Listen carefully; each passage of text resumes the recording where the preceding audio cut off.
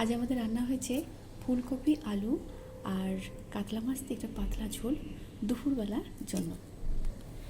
আর হয়েছে এটা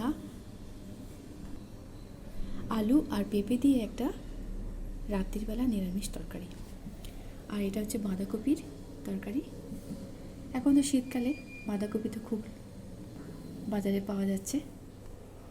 আর এটা কাতলা মাছ ভাজা আর শিম দিয়ে একটা সর্ষে দিয়ে একটা চচ্চড়ি যেটা বলে, এটাও অপূর্ব খেতে হয়। আর এটা হচ্ছে বড়ি দিয়ে ফুলকপি দিয়ে কাতলা মাছ দিয়ে আর একটা ঝোল। ওটা একটু রিচ হয়ে গেছে, এটা একটু হালকা পাতলার জন্য, এটা আমার জন্য, কেন কি এখন তো আমাকে হালকা পাতলা খেতে হবে সেই জন্য। আর এদিকে গরম গরম ভাত। আর এখন তো বাচ্চা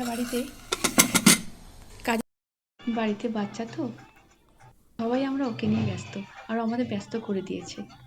এখন একটু খেলা করছে। ওর কান্না মানে চান করার সময় খুব কাঁদে, এখন তো শীতকাল। আর এটা সম্পূর্ণ মা করে, তেল মাখানো থেকে শুরু করে স্নান করানো। আর ওই যে সুকান্তি, ও তো আমাদের বাড়িতে কাজ করে, সকালে আসে আর বিকেলে বাড়ি যায়। সারাদিন ও আমার বাচ্চাকে দেখে, মাঝে মধ্যে ওকে খাইয়েও দিতে হয়। সুকান্তি খাইয়ে দেয়, আর মা তো খাইয়ে দেয়ই। আর ও খেলছে, সেই ফাঁকে আমি ছবিটা তুলি তোমাদের সঙ্গে দেখো। আর এত ব্যস্ত করে দিয়েছে না, ভিডিও করতেই পারি না, কত কাজ আমাদের বাড়িয়ে দিয়েছে। ভালো লাগছে, সময়টা কেটে যাচ্ছে অনেকটা। আমরা বিভিন্ন রকমের কাজ করছি, কত রকমের জামা গোছানো, আর কতজন ওকে দেখতে আসছে বাড়িতে, আমাদের বাড়ির একটা সদস্য।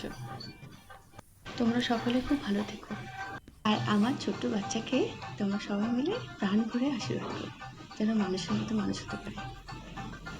আজ তাহলে এখানে রাখি। সবাই খুব ভালো থেকো, সুস্থ থেকো, সাবধানে থেকো।